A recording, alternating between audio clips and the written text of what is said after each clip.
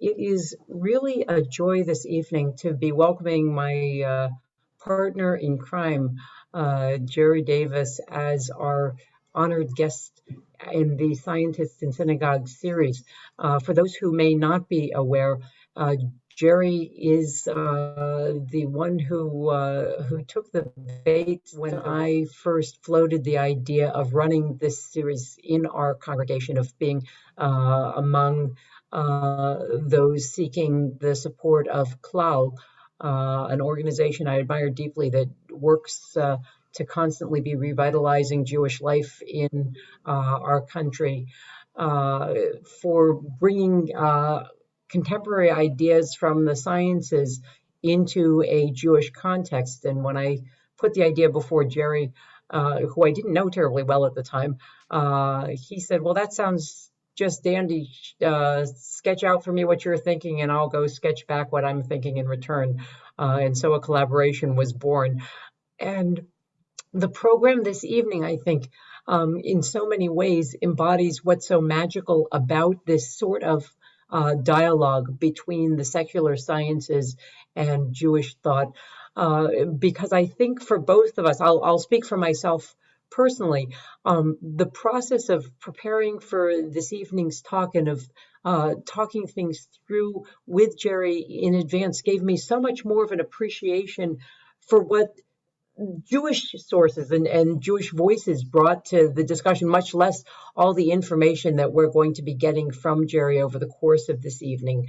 Jerry, of course, has spent, as far as I know, his entire professional career looking at members of the Grass family through a diversity of lenses, diversity of disciplinary lenses, and diversity of tools in order to better understand how this family of plants has come to assume their present form biologically, but by extension, how they have come to be so central in our lives as settled peoples.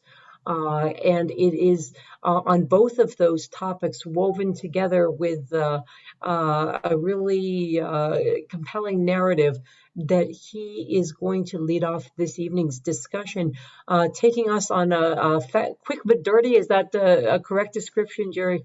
Quick but dirty tour of some of the main principles of the work that he has been pursuing over a course of decades. We're going to get just, of course, the most superficial understanding of what it is that has occupied him and continues to occupy him, even though he's emeritus. But with that, I think we'll come to have a deeper understanding of our own tradition and how the grains come to figure so centrally in our calendar, in our ritual, and in particular in this holiday of Pesach. Jerry, the floor is all yours. Wonderful. So this is a wheat plant at the right, and a general outline of my discussion this evening appears at the left. First of all, I'm going to talk a little bit about botany, plant biology, and in particular, some of the peculiar characteristics of grasses. Secondly, I'll just touch on the idea of what role grasses might have played in the origin of our species.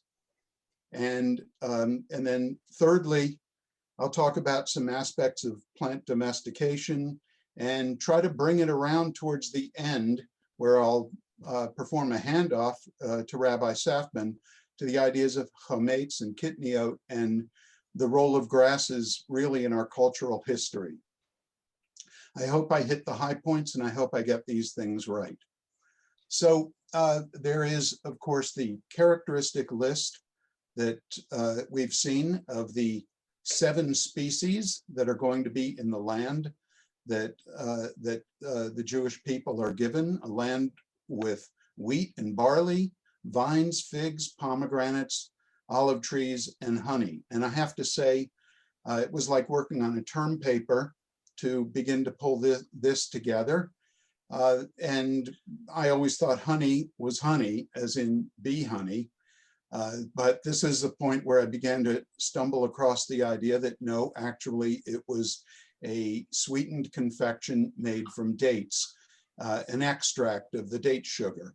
And so far, I haven't heard any contradictions, but as you'll see in a few moments, I'm going to try to be very careful about signaling what I feel pretty sure of, what I've heard from a few reliable sources, and what I stumbled across that might or might not have any basis in reality. And this is where I touch upon the idea that I mentioned to just a little while ago before we began this program, which is that I discovered what for me was a strange parallel between my own studies and the study of science and evolutionary biology in particular, and what I would call religious studies. And I'll get around to what I mean by that in a moment. So two of these items, two of the key items that are going to be found in the land of milk and honey are wheat and barley. And I have spent most of my career, I won't tell the stories about my misunderstandings with my professor from Kansas. Beth knows what story I'm referring to. But I became interested in the grass family early on. And as a student of plant diversity, I found it a fascinating area and one that a lot of people were afraid to wander into. But it's taken me to some great places in my career, and I've gotten to know some strange people who have similar interests. And it's, you might say, grass family. So what's that? I actually, after one talk, I had a student a number of years ago come up and say, I thought grasses were like, you know, there's one species, grass, the grass you walk on your lawn. There are actually about 12,000 species in the grass family. It's one of the largest families of flowering plants, and it includes quite a variety of plants that grow in very moist, very dry, Arctic, alpine, tropical habitats. It's truly a family that's spread out all over the world, and it does include the bamboos, which are these giant grasses, but they fit right in with the rest of the family, and they're actually not that far from rice. No jokes, please, about hybrids we could make. But the bamboos and the rice group are kind of neighbors, and that would be basically one of the largest of the bamboos. They're not all quite that size. So a couple of weeks ago, excuse me, a couple of weeks ago, on one of my mail programs, you know, online, I noticed a little bit of clickbait, and it said, "Why zebras have stripes." Somebody's finally figured it out. And I thought, you know, I've seen somebody finally figured it out pretty much all my life. And this is the parallel that I wanted to draw between evolutionary biology in particular, but certainly we could say it about other branches of science, and religious studies, which are that there are all kinds of definitive statements where people tell you, now we know X. I was actually studying up for Pesach, and I was looking things up like, why do we dip twice?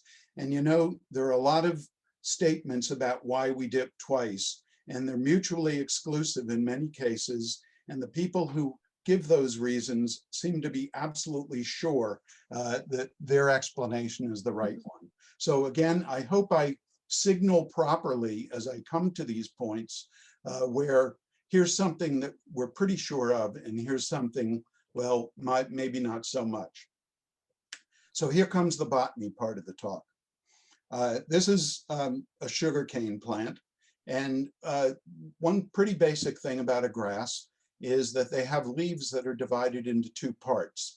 And there's the sheath part that's down below that wraps around the stem, and then there's a junction where the blade actually branches off, and it's the blade that we notice when we look at grasses growing in the lawn or wherever. There's a lot of variety within the family. This is the kind of book like only 10 people in North America would ever be interested in looking at. But there are all these differences among various groups within this large family. And what I want to point out is that if you've gardened, if you've pruned trees and shrubs, if you've watched the deer destroy the plants in your yard, you're probably very aware that topping off or pinching off a plant tends to basically keep it from growing. It may branch again from down below, but plants grow from the tips. And when you cut off the tip, you pretty much stop that stem and that plant from elongating in that place. Grasses have a very interesting invention that just isn't found in any other plants, and that is the ability to continue to produce the leaves, the leaf blade, by growing from a point below the tip. I indicated there's the leaf sheath and then the blade, and there's this region of growth. And long before there were lawn mowers, there were grasslands with grazers, and grazers come and they snip off the top and they move on. And the grass regenerates not by branching, not by putting up new stems, but by simply continuing to regenerate the same leaf that was taken off up above. And this is a very, very important part of grassland ecology, grazers, that sort of thing. And it's one of the reasons, you see here we're getting into why. That's where things always get chancy. So I'll say it's one of the reasons that are generally cited for why grasses are so successful and how they've basically produced grasslands, savannas, and any number of other different types of habitats in which they are the predominant plants. So that's item one about grasses. And I only have two more, so bear with me. And we'll come around to the importance of some of these things in terms of the general direction of the talk. The second is, yes, indeed, they are flowering plants. They have what every flowering plant has, which is stamens, which you see in this tulip flower around the periphery, inside the petals, but outside of the pistil. The pistil is the central part. And as you probably all know, in insect or bird pollinated plants, the pollen is taken from plant to plant, and that helps to affect cross-fertilization. So we see the pollen being produced in the stamens, and if it is placed in the proper location on the pistil of another flower of the same species, we will get a fruit, because that pistil in the middle is the structure that ripens to form a fruit. So we could just call them fruiting plants instead of flowering plants. The two go hand in hand. Well, grasses really truly are flowering plants. And here we see several small flowers with some associated other structures, but you can clearly see the stamens, and you can see the feathery apices of the pistil, and being wind pollinated, the stamens pop open, the pollen blows in the wind in this case. And so they're not showy. There's nothing to attract in terms of animal visitors. The pollen lands on these feathery stigmas, which have a very large surface area, and cross-fertilization is affected. Some flowering plants produce fruits that have many, many seeds inside. And here's a beautiful painting of a pomegranate I stumbled across many years ago. It would be difficult for me to trace back where I found it, but that is a fruit with many seeds inside. Other flowering plants produce one-seeded fruits, and so there is one seed inside of a peach or an apricot or a plum, and it is indeed, just as we saw in the pomegranate, a fruit, but in this case with a single seed inside. And so grasses, being flowering plants, are going to have a pistil that ripens into a fruit, and this is the fruit, not the seed, of a grass plant. And it should be familiar if you've looked at grains of corn, grains of wheat, grains of rice. And so, you know, it's my breeding that makes me want to emphasize it's not a seed, it's a fruit. And you can see that the outermost layer is indeed the fruit wall. So what else does the fruit have? Everything but that outermost layer is the seed inside this one-seeded fruit. And what you can see is a pretty nice package of goods.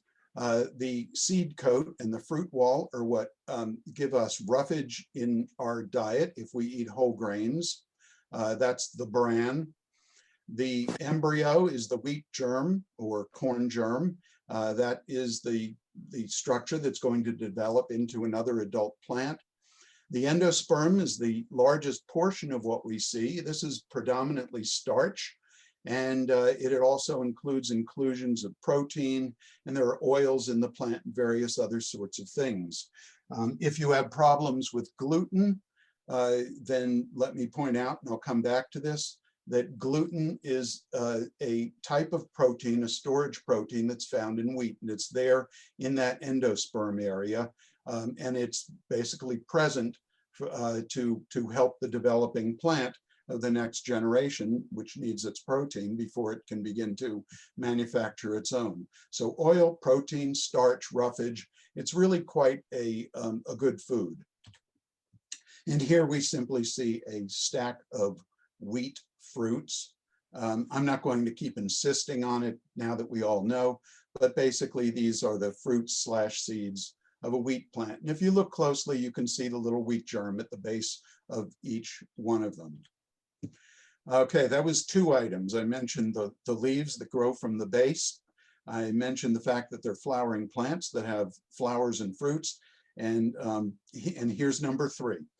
And that is that plants do something that very, very, very frequently that animals basically, every once in a while you find an example of it, but it's not very common. And that is a situation called polyploidy, where 2 species that will hybridize, produce what we call an F1 hybrid, the first generation of hybridization.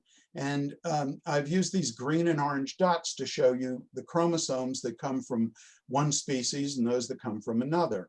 And because they are pretty similar, these being closely related species, but not similar enough, this hybrid, though it may be a successful plant, is going to be sterile. It can't reproduce because its chromosomes don't match up very well. And what happens very frequently in plants, in fact, the majority of plant species are what we call polyploids, is that if you have this, this hybrid, which is sterile, and the entire set of chromosomes doubles, what we see is a restoration of fertility, because now we have 2 green large chromosomes, 2 orange, everything is in pairs again.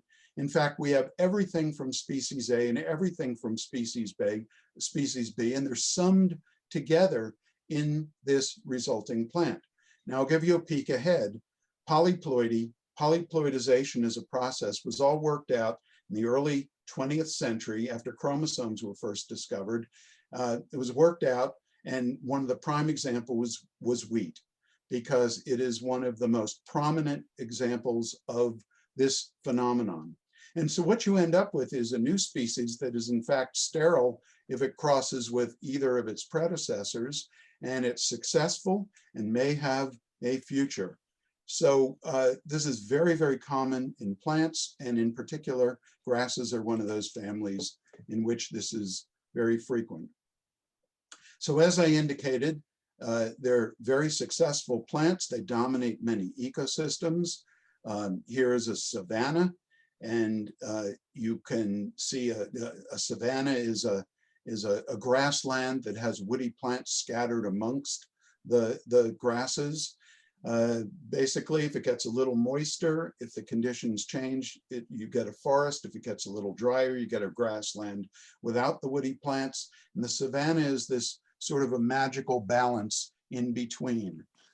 Sometimes it's maintained by a certain nutrient balance in the soils. Sometimes it's fire that comes through and that helps to maintain this sort of unstable intermediate between a forest and a pure grassland.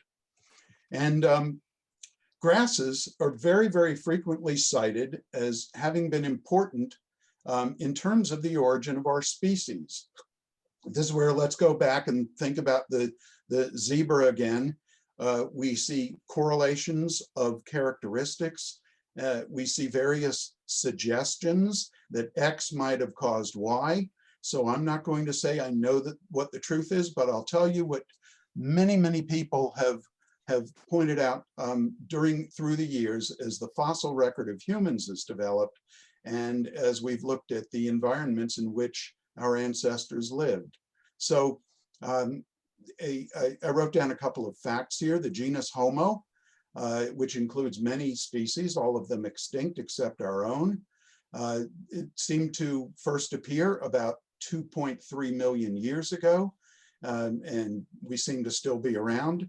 Two of the key characteristics, two of the attributes by which we differ from some of our closest relatives is that we are indeed bipedal, and some of us are intelligent. Many of us are. And if you recall, Cary Grant does escape from that airplane. So give him some credit. It took brains and it took bipedalism to get him through. Our particular species, Homo sapiens, and of course, it's very, very difficult to draw these lines, but people point to a date about 2 million years after Homo, the genus, had appeared, and say, we can call it Homo sapiens around 300,000 years ago. Well, what do we have before the genus Homo appears? And basically, although people fight about the taxonomy, people have generally come to focus on a genus called Australopithecus. Australopithecus means southern ape. And again, there are many species of this particular genus, and some lived side by side, and some followed others through the years. And they first appeared about 4.2 million years ago and lived till about 2 million years ago. They were bipedal as we are. And it doesn't take too much hip anatomy and foot anatomy to be able to demonstrate that they're principally bipedal rather than principally, say, knuckle walking, as most of our closest living relatives are. So they existed side by side with our genus Homo for about 300,000 years, 2.3 to 2 million years ago. And the point here, and it was argued about until the fossil record of humans and our relatives had built up, it used to be argued that once we were intelligent, we became bipedal. But it's very, very pretty certain that it happened the other way around. What we have are organisms that are as bipedal as we are, and this isn't the most obvious case. There are others. They were walking around on two legs, and but they were still apes in terms of from the neck up. They had small brains, and there are various other anatomical features that say they're really not us.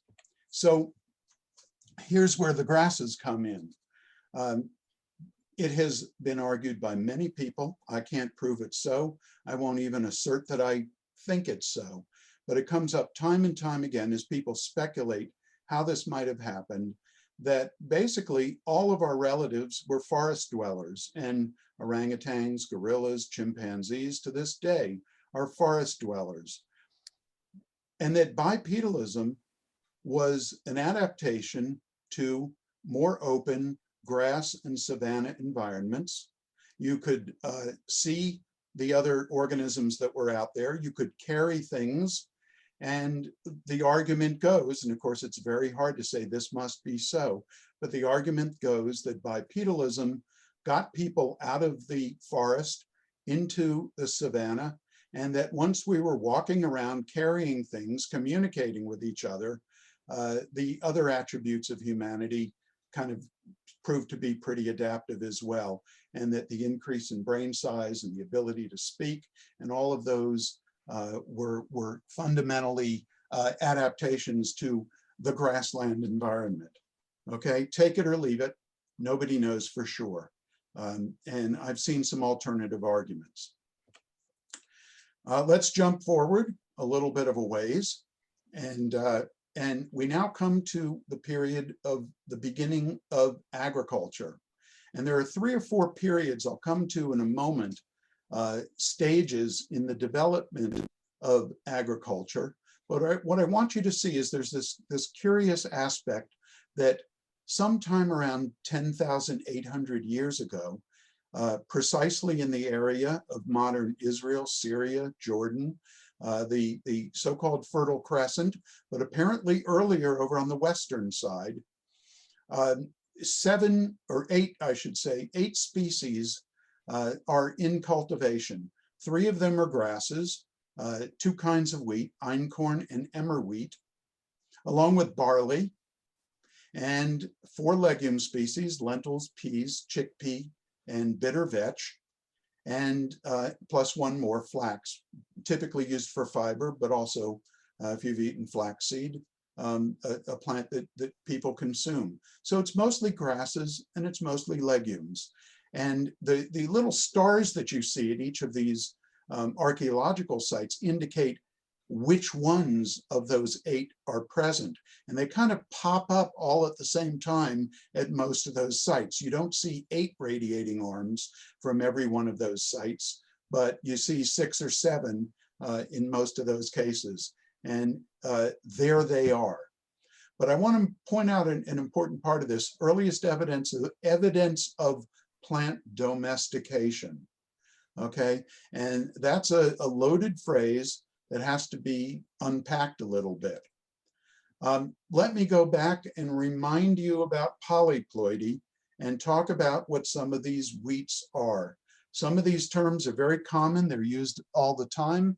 You'll find certain kinds of wheat not so frequently in some stores, but maybe if you go to a natural food store, you will find others. And I want to give you a little of a sense of what they are.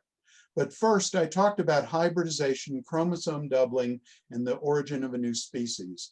And what I'd like you to see here is that there are 2 species that have just 2 sets of chromosomes up in the top row, Urartu and Spaltoides. And they hybridized, went through a polyploidization process and produced something called Triticum turgidum, which is at the middle. And as you can see, it has all the chromosomes of the other 2. One is AA, one is BB, and they're the AABB tetraploid. Sometime later, a 3rd species over on the right, Triticum tauschii, which is labeled as DD to designate its chromosomes, hybridized with turgidum and produced what's called a hexaploid. It had 6 sets of chromosomes. So down at the bottom, you see Triticum spelta. If you've heard of spelt wheat, yes, that's where we're going. And it's an AABBDD hexaploid. And from that, over on the bottom left, developed the modern bread wheats, Triticum aestivum. And this is many, many years of many people making crosses, looking at genes, looking at chromosomes that have gotten us to the point where all of this could have been worked out. There were some mysteries about it until not too long ago. So you have diploids, tetraploids, and hexaploids that are all called wheat. And here are some of the groups that fall into each of these categories. The einkorn wheat is basically not grown very commonly. If you look for it now, you can still find it. These are the original diploid wheats. And in the archaeological record, we find both wild and domesticated forms of this particular diploid wheat. The tetraploid wheats, generally known as a group as the emmer wheats, include the wheats that tend to be used for like macaroni and noodles and various other sorts of things. So durum wheat, Chametz wheat, and these tetraploids also occur in wild and domesticated forms. And then there are the hexaploid wheats, the set that have six sets of chromosomes. And there is no known wild species that has that chromosomal makeup. They exist only in cultivation, and I'll explain a little bit about that in a moment. So they are not among those early domesticates that I was just showing. But if you've ever enjoyed spelt wheat, that is a very ancient form, one of the original forms of that hexaploid bread wheat. And then there's the modern Triticum aestivum, is the hexaploid wheat that 95% of the time when people say wheat, that's the one they're talking about. They're known as the bread wheats. They have a lot of gluten in them. I've mentioned gluten already, and it's the gluten that is in the grains that helps them to produce a raised bread because they hold together during the fermentation process. Just at the bottom, I've noted that's one of a few other kind of footnotes, other forms of wheat that have arisen independently, different places, repeatedly. It's a bit of a complicated mess, but these three sets are the ones that basically constitute most of the things that are grown in agriculture and called wheats. So if we talk about now, I mentioned that early phase where we saw the first phase of domestication. I'm not going to read through this whole slide, but what I want to point out is that sometime around 13,000 years ago, people began to collect wheat.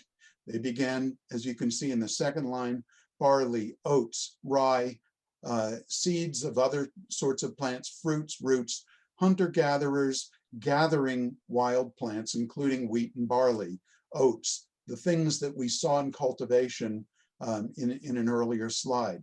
And the technology associated with that, sickles, pestles, pounding stones, querns for grinding the wheat, storage pits. So people were collecting in the wild, they were storing, they were basically making food products from these wheats. And it was just, as you can see, the einkorn and the emmer, the diploid and the tetraploid wheats that were being collected in terms of wheat itself. In the next phase, people began to domesticate, and the opening phase of that is cultivation of the wild forms. If we look at the remains, they are no different from those that were being collected, but now they're being planted out, and people are discovering that if they plant the seeds and protect the garden, they'll be able to collect again in greater abundance. And sometime after that, as people begin to prefer certain grains and to select those characteristics that are most useful for cultivation, what we see, and this is the phase I referred to earlier, as cultivation now not of wild forms, but of domesticated forms. And this is where sheep and goats are being domesticated. And then by about 6,000 to 7,000 years ago, wheat culture, that is, all of these plants and all of this technology are beginning to spread away from this land where they were initially brought in, to places like Central Asia, Southern Europe, and Egypt. So by about 6,000 to 7,000 years ago, the Egyptians were growing wheat. Here's where we get to the bread wheat story. It was sometime during this period that we first see the hexaploid wheat. It is not a species that was selected from the wild plants that were growing in the region. It was a hybrid that appeared in somebody's wheat field, and it was more robust, and it produced a wheat that was better for making bread, and people selected it and began to propagate it. So it is a species that never existed outside of human agriculture. And then I want to show you on the bottom that there's the question, how do we know that the plants had been domesticated? How do we know that people had selected new forms? And what you see changing at the archaeological sites are an increase in the number and the size of the grain in an individual sheaf of wheat, a shift to what we call a non-shattering form. If you can grab the head off of a wheat plant and bring it back without it breaking into 1,000 pieces and dropping the seed on the ground, that's a preferred agricultural attribute. And then one that free threshes, that is to say that the little bracts, the little papery structures that surround the grains fall free from the grains themselves. So it is by this sort of evidence that we can begin to argue that the plants are changing under our care and under our selection. Here's something that actually showed up, a beautiful figure in the New York Times a number of years ago. And it just charts the spread of certain artifacts and wheat culture over on the right out of Turkey and into Southern Europe. And that it represents a phase of European civilization that basically derived from wheat culture according to certain technologies and certain art forms spreading from the ancient Mideast. So I just want to show you again the emmer wheats on the top left, and the wild and the domesticated. The domesticated sheaf holds together. The grains are begin to be free from the little papery bracts that surround them. So you see naked grains showing up that are more easily broken out. And so basically the whole inflorescence holding together and the grains being easily removed are two very key characteristics. And when we begin to see these features, we can begin to argue that the humans are actually changing the plants by selecting those particular attributes. And I'm just showing you this I showed a moment ago, just to indicate it is those two features down on the bottom plus the increase in the number, and in the overall sheaf, the number of grains and the size of the grains in each inflorescence. So I want to say a word or two about gluten, and I want to make it very clear that this is something that everything I know about it is something I've read here and there. There are a lot of everything you need to know about gluten websites, and I decided to pick one that I could trust more than others, the Mayo Clinic, but do not take anything that I say as advice. This is something I'm just a beginner in learning about, and I'm sure there are people in the congregation who have dealt with this. I know of a few. And I just want to point out how gluten, first of all, gluten sensitivity comes in a number of forms and a number of degrees, okay? It's mostly wheat, barley, rye, and triticale, which is a later hybrid between wheat and rye, okay? Maybe oats, you can see that about the middle of the page. Oats are not as closely related, and some people have a problem with it and others not so much.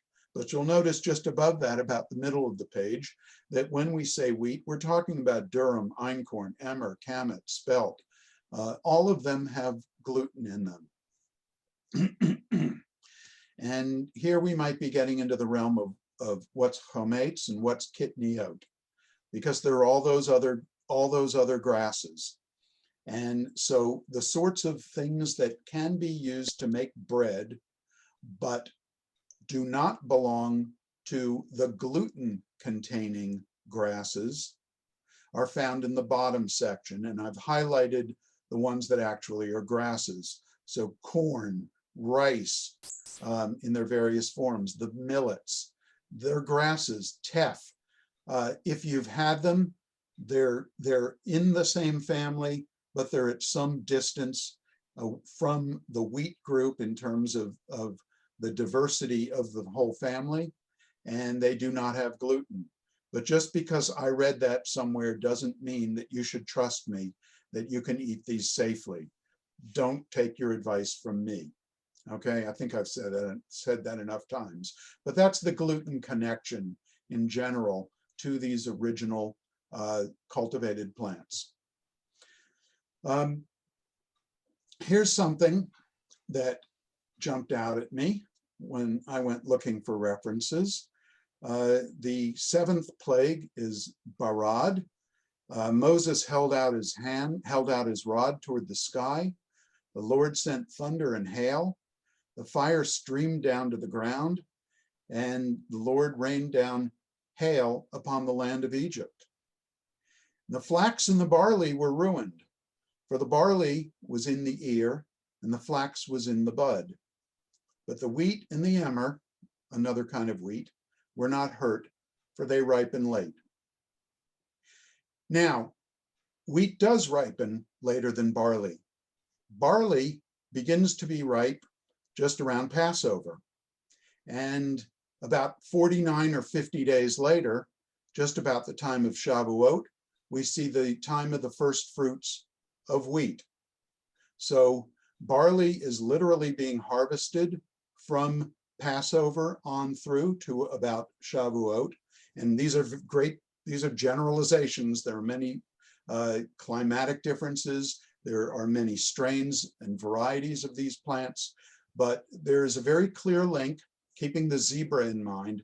There's a very clear link in many texts of the Passover and Shavuot to the barley and later the wheat harvest, and that using sheaves of barley, we can actually count the days that take us from Passover to Shavuot. And this brings us, I'm just about done here, but this brings us to the calendar in which Nisan, the month in which Passover occurs, is generally in March, April. And if we start at the beginning of a year that happens to fall where Nisan begins on April 1st, we count the 12 months of the year and counterclockwise from the center here. We reach Adar and it's time for Nisan again, but it's a little too early because it's not a full 365 days to go through those 12 months. And so the years creep up on us, but the Torah says that holidays take place at certain times of the year, and the rabbis have adjusted. So in the second year, Nisan begins a little too early. In the third year, it begins again even earlier. And once you reach a certain point, and it's been worked out mathematically now how to do it, but a few thousand years ago, it hadn't been mathematically worked out. And so we add a second Adar. And the second Adar helps Nisan to be at the right time of the year. So the barley harvest and later the wheat harvest will occur in the proper months. And that, according to my understanding, is the origin and the purpose of extending the year in this manner. And again, I'm on very thin ice here and I'm about to do the handoff. That in fact, before the mathematics had been worked out, this was a case that was brought to the Sanhedrin every year. And they would decide if it was one of those years in which a second Adar was needed in order to give time for the barley harvest to take place in Nisan. So I want to thank you for listening to this kind of rambling talk about how the biology of grasses relates to our history and our culture. And I hope you found something of use in it.